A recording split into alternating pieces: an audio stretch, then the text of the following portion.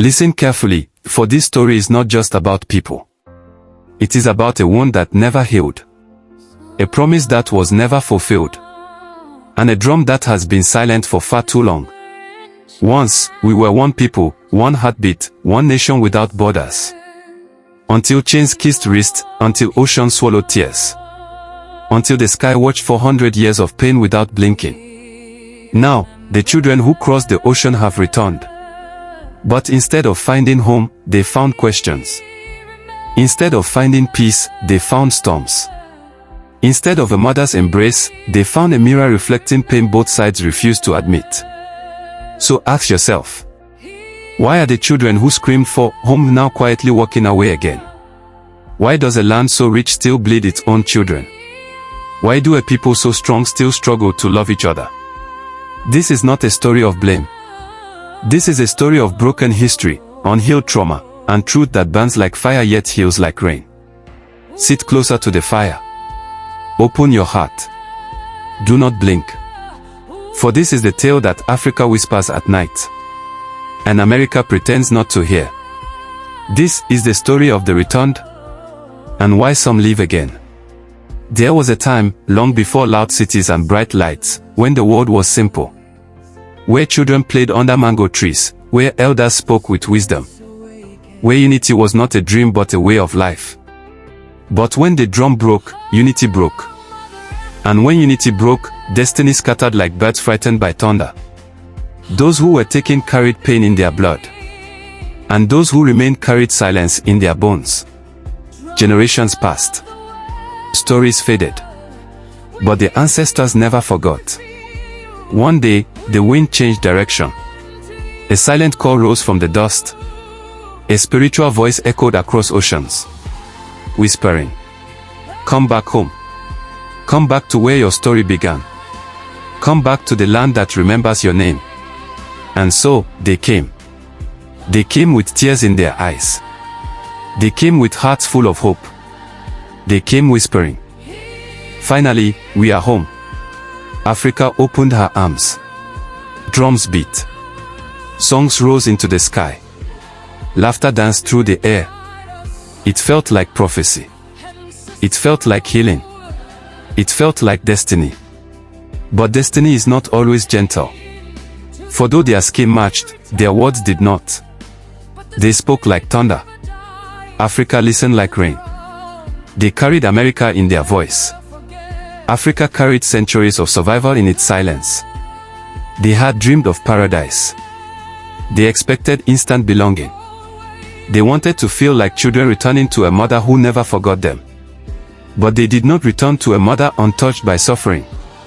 They returned to a mother scarred, wounded, still healing. Africa was not only a land of sunshine. Africa was a land of struggle. A land still wrestling with colonization's shadow. Still patching wounds history did not apologize for. The returned looked around. They saw beauty, yet also saw hardship. They saw culture, yet also saw confusion. They saw love, yet also felt distance. Some Africans looked at them with joy. Some with curiosity. Some with suspicion. For the children who left and returned were not the same. They dressed differently. Spoke differently. Thought differently. They were African. Yet not African enough for some. They were American. Yet not American enough back in America. They lived between worlds. Belonging everywhere. Yet belonging nowhere. The wound deepened. The return felt judged. The people felt misunderstood.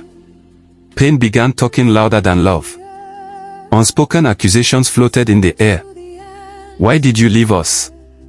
Why didn't you return sooner? Why do you act as though you are better? Why do you look down on our struggle? But beneath those questions was something deeper. Something both sides were afraid to say. Both sides were hurting. The return carried scars of chains, racism, rejection. The people carried scars of exploitation, poverty, betrayal from the world. Pain met pain. Heart stared at heart. Trauma faced trauma. And neither side knew how to embrace. Expectations turned into disappointment. Dreams turned into confusion. Home became complicated. Some stayed. Some tried. Some fought to belong. But some could not bear it. They quietly packed their bags. Hearts heavy. Souls tired. They did not leave Africa with anger. They left with sadness. With grief. With the painful realization that home is not a place you rush into. Home is patience. Home is healing. Home is work. And both sides were still learning. But listen closely. Them leaving does not mean Africa failed. Nor does it mean they failed. It means the journey is not over. For connection broken for 400 years cannot be healed in one visit. Cannot be fixed in one handshake. Cannot be restored in one generation. Some left. Yes. But some stayed.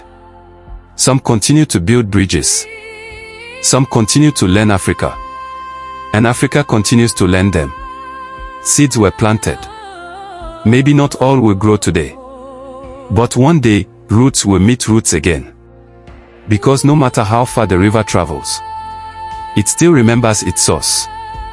And no matter how long the drum remains silent, it never forgets its rhythm. So when you hear that Black Americans are leaving Africa, do not laugh. Do not mock. Do not judge. Understand.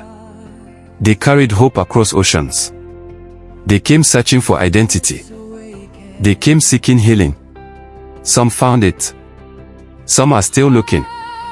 And that is human. Africa waits. Not as a perfect paradise. Not as a flawless heaven. But as a mother who may not have all answers, but whose arms remain open. The drum may be cracked, but it still beats. And one day, when understanding becomes stronger than pride, when patience becomes deeper than pain, when both sides stop arguing about the past and start building the future, the drum will not just beat. It will roar, and the world will listen. Until then, the story continues. Fade to silence. Fade to hope. Fade, but do not end. Because this is only the beginning.